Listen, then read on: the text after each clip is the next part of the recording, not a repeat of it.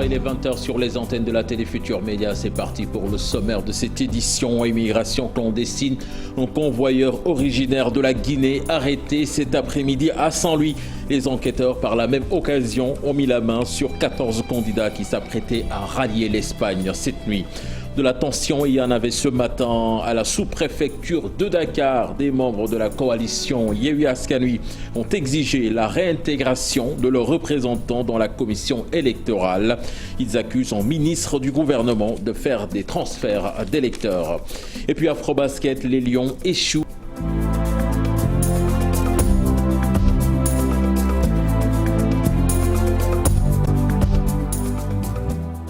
Bonsoir et bienvenue à toutes et à tous. Un convoyeur de 28 ans originaire de la Guinée arrêté cet après-midi à Saint-Louis. 14 autres candidats ont été appréhendés par les enquêteurs et ces candidats devaient justement rallier l'Espagne cette nuit. Explication dans cette correspondance signée Ousseynou Diop et Abzek.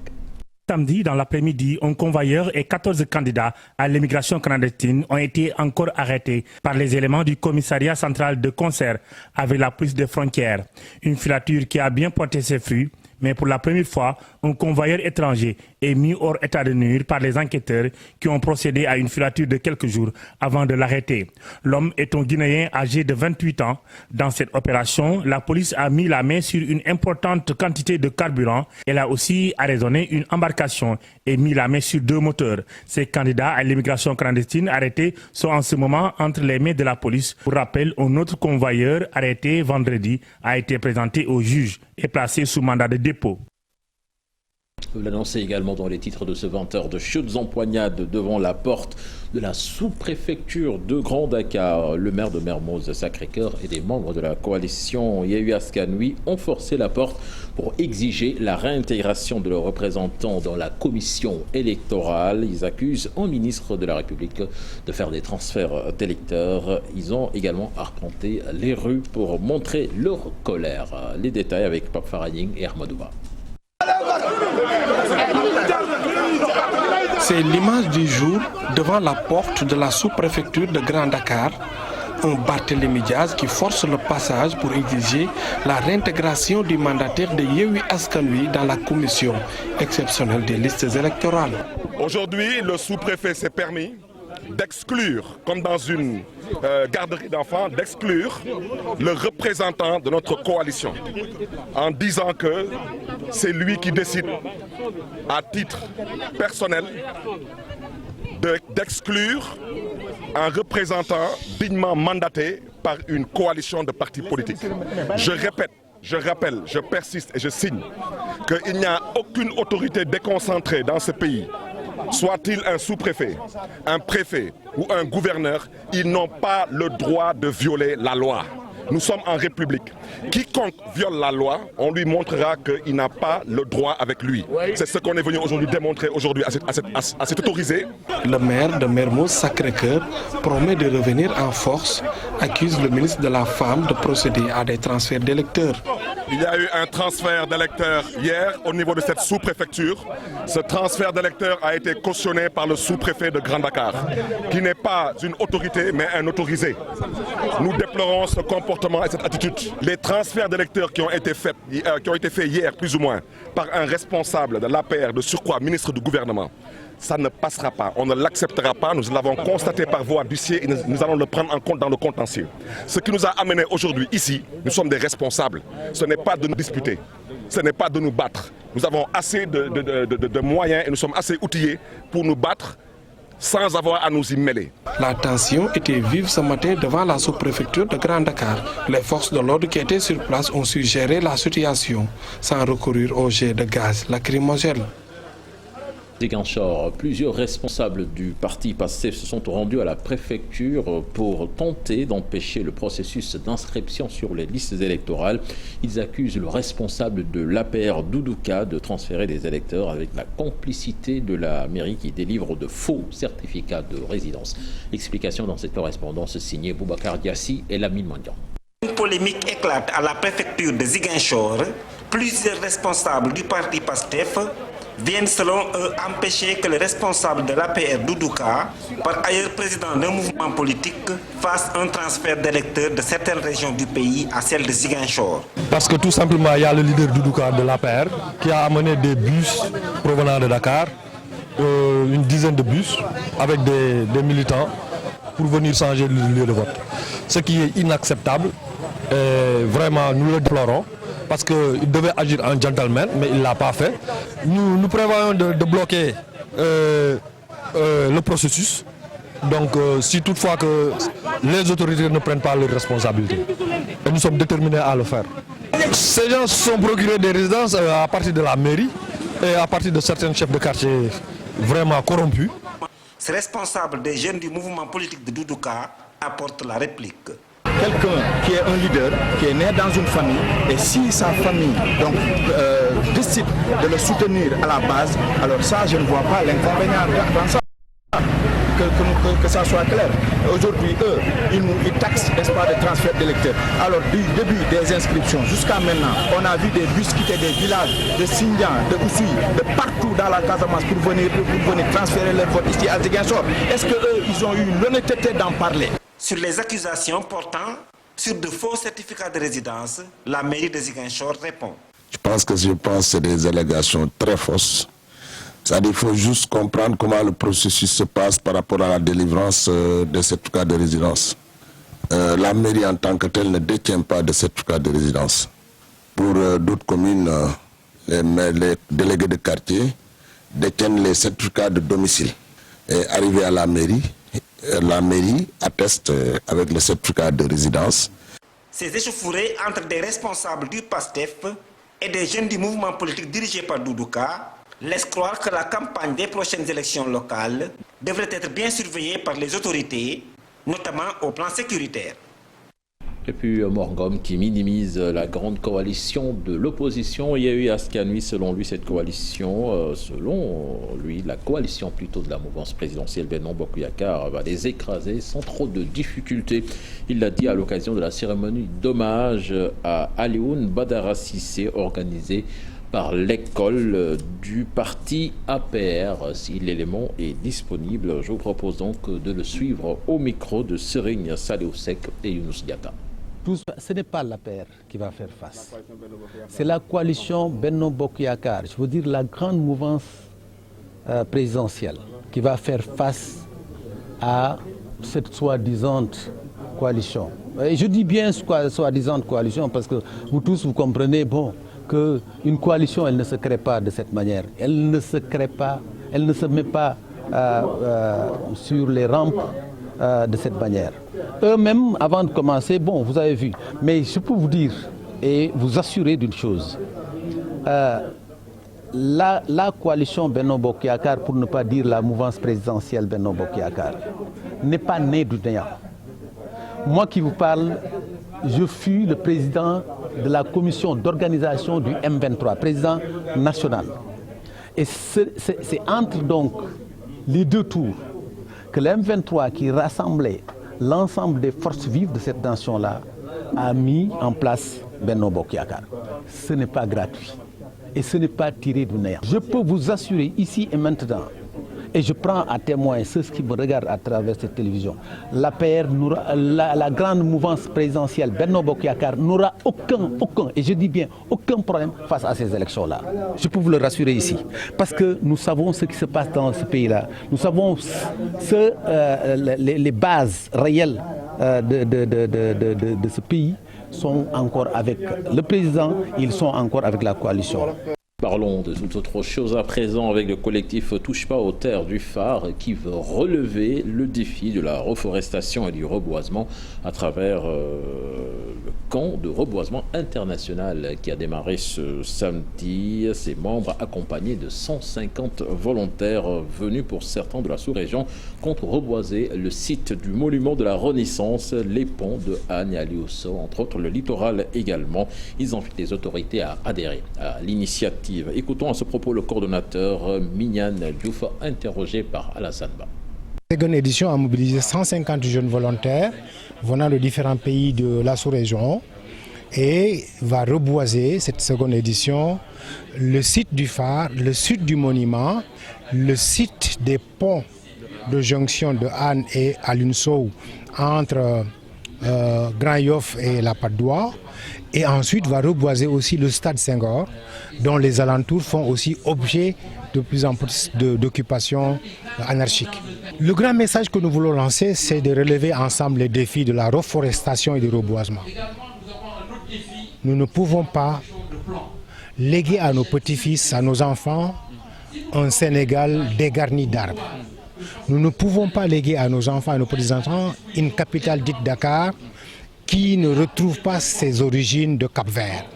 Voilà donc pourquoi le slogan c'est de dire ensemble reforestons, ensemble reverdissons, et nous lançons un appel à tous les acteurs, y compris les députés. Un député, un arbre, un ministre, un arbre, un conseiller, un arbre, un chef d'entreprise, un arbre. Je crois que si on procède comme ça, les populations aussi donc peuvent être galvanisées pour que dans les villages, dans les quartiers, que tout le monde participe.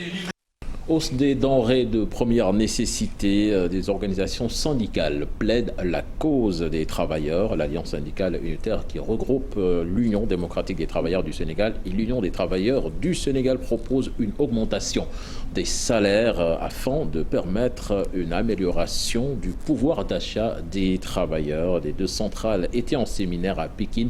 Là-dessus, nous écoutons les explications du secrétaire général de l'UTS, Aliou Ndiaye, interrogé par Ndongoka. La réalité est là. Le panier de la ménagère coûte extrêmement cher. Les salaires ne suivent pas.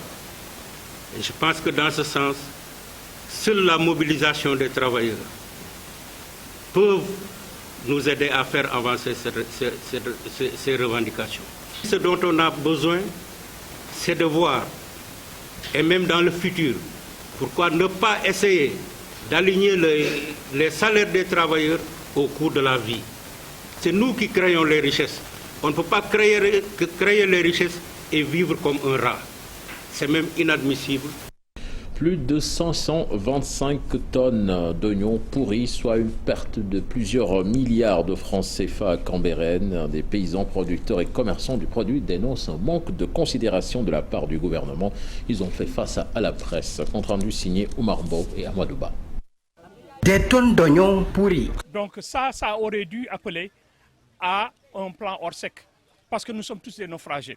Ce qui s'est passé à Gagnol, ce qui s'est passé à Potou, ce qui s'est passé à Pout, Kermatar, jusqu'à Ndeye, dans toute cette zone, à Lompoul, partout où on cultive aujourd'hui de l'oignon. C'est ça ce que vous voyez là-bas. C'est des milliers, des centaines de milliers de tonnes d'oignons qu'on est obligé aujourd'hui de jeter. Tellement importante que les propriétaires eux-mêmes se perdent sur la quantité. 525 tonnes.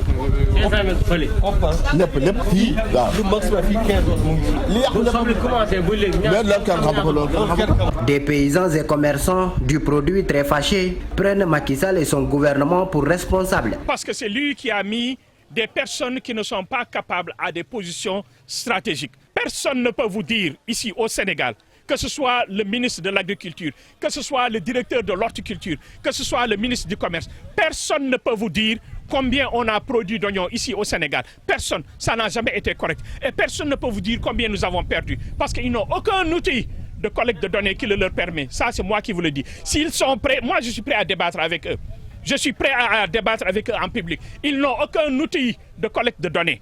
Donc aucune statistique fiable. Je le dis et je le répète. Et tant qu'on n'aura pas de statistiques fiables, on n'aura pas de mesure de l'étendue des dégâts que nous avons ici aujourd'hui. Pourtant, ils avaient sonné l'alerte. Ces commerçants disent être victimes d'une concurrence déloyale. Ils se disent qu'on va laisser la situation pourrir.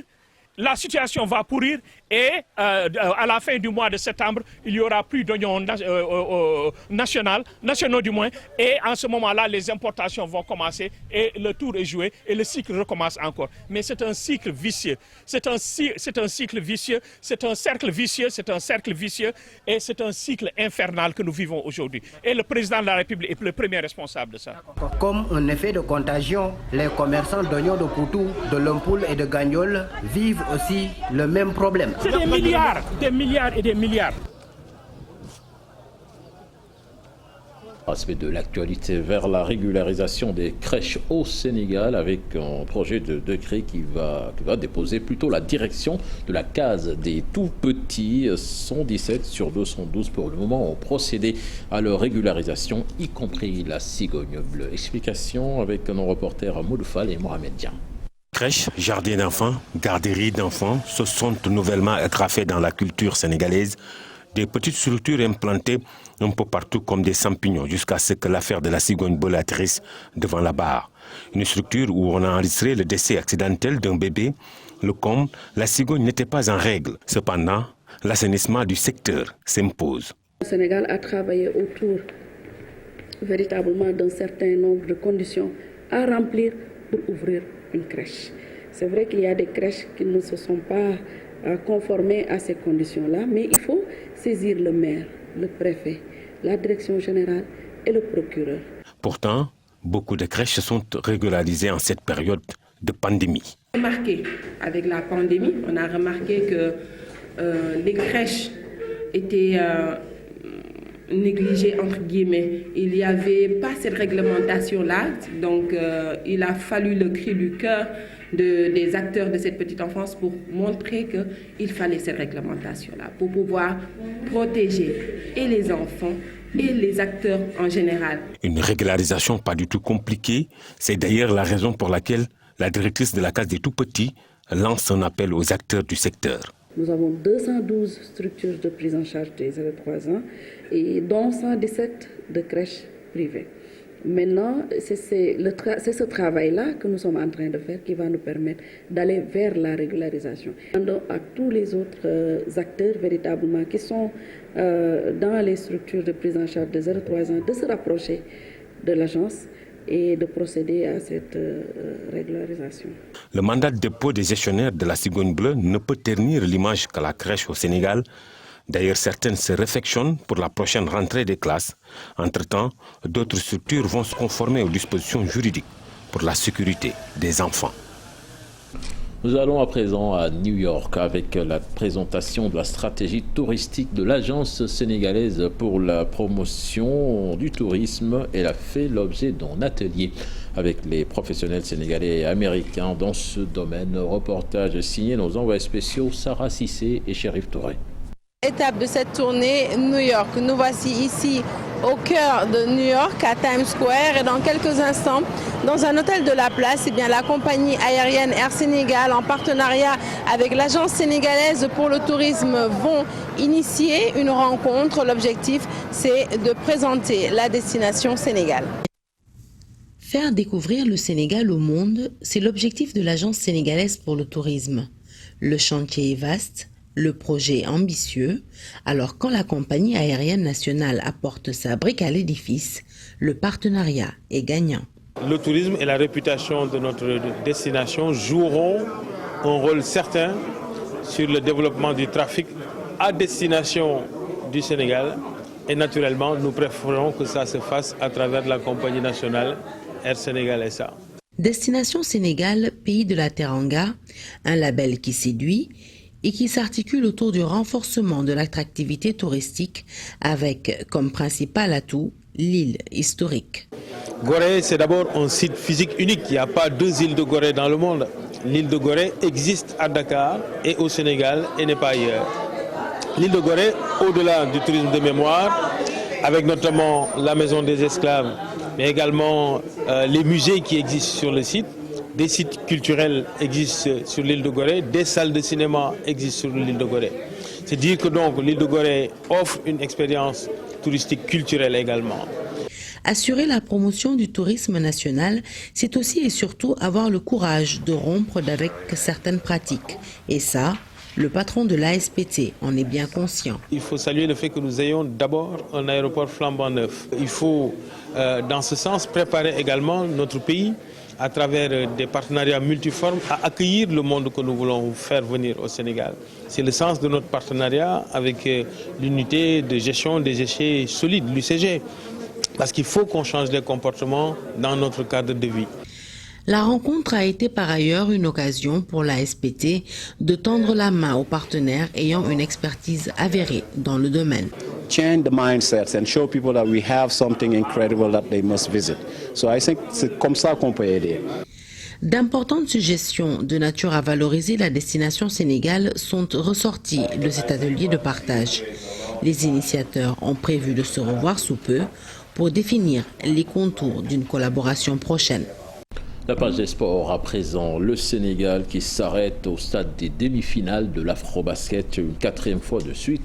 Battu par la Côte d'Ivoire cet après-midi 75-65, des Lions qui ont couru derrière le score du premier au dernier quart-temps et très combative en défense. L'équipe de Boniface a manqué d'adresse, notamment sur les shoots extérieurs. Autre fait pointé du doigt par le sélectionneur, le mauvais arbitrage en général dans ce tournoi et particulièrement dans ce match. Les Lions donc se voient privés de finale par des Ivoiriens très vaillants dans un match tendu que nous comptons ici Imam Fatendoy et Massayer Ndiaye. 7-13 pour la Côte d'Ivoire, beaucoup de tension ce premier carton. Des deux côtés, l'adresse n'est pas au rendez-vous. Le plus faible carton des Lions depuis le début de ce tournoi. Dans le deuxième quart, les Lions accusent 11 points de retard, 31-20 à 4 minutes 3 de la fin. Un écart qui sera réduit à 7 points à la mi-temps. Score 36-29. Mais pour le sélectionneur Boniface Ndong, ce qui a le plus pesé dans cette rencontre serrée, c'est le mauvais arbitrage. D'abord, féliciter la Côte d'Ivoire. Je pense qu'ils ont fait un match sérieux. Je pense que le match a été serré. Mais bon, je suis très frustré. Tu vois, pas parce que j'ai perdu, je ne veux pas être un mauvais perdant. Mais je pense que M. Bernardo nous a tués dans ce match-là. Voilà, tout le match, je disais à l'arbitre polonais, Liska, que l'autre, toutes les balles qui font 50-50, c'est contre nous. Il me dit non, je ne pense pas. Tu vois, le ballon que Boubacar Touré sort, ce n'est pas illégal. La dernière possession, je pense, c'est 5 secondes. Et puis, une balle comme ça, avec un match serré comme ça ne se siffle pas. Pour nous, je ne veux pas influencer les autres, mais je sais que, si on compare, tu vois vraiment une très grande évolution. Et puis retenez que les Lions vont jouer la finale de la 3e place. Ce sera demain face au Cap-Vert. La nouvelle secrétaire générale de la conférence des ministres de la Jeunesse et des Sports de la francophonie a pris fonction. Lucette René Toby, de son nom, compte sur un travail collégial pour résorber les difficultés auxquelles sont confrontés les jeunes dans l'espace francophone. On l'écoute au micro de Cher Sadi Boudiara et Ahmadouba. Être femme à la tête de la Confégès, c'est juste anecdotique parce que je ne pense pas que j'ai été élue parce que je suis femme. J'ai été élue sur la base de mes compétences, du projet de fonctionnement que je proposais au ministre. Et on essaiera avec l'équipe, avec la solidarité, avec l'accompagnement de tous mes collègues, d'atteindre les objectifs que nous nous sommes fixés. Les défis sont ceux de développer de meilleures stratégies pour accompagner les jeunes de l'espace francophone et aussi faire de la Confégès le socle de toutes les problématiques de jeunesse, de sport et de loisirs dans la famille de la francophonie. Là, c'était le dernier élément de ce 20h. Excellente suite des programmes en compagnie de la télé Futur Média. Au revoir.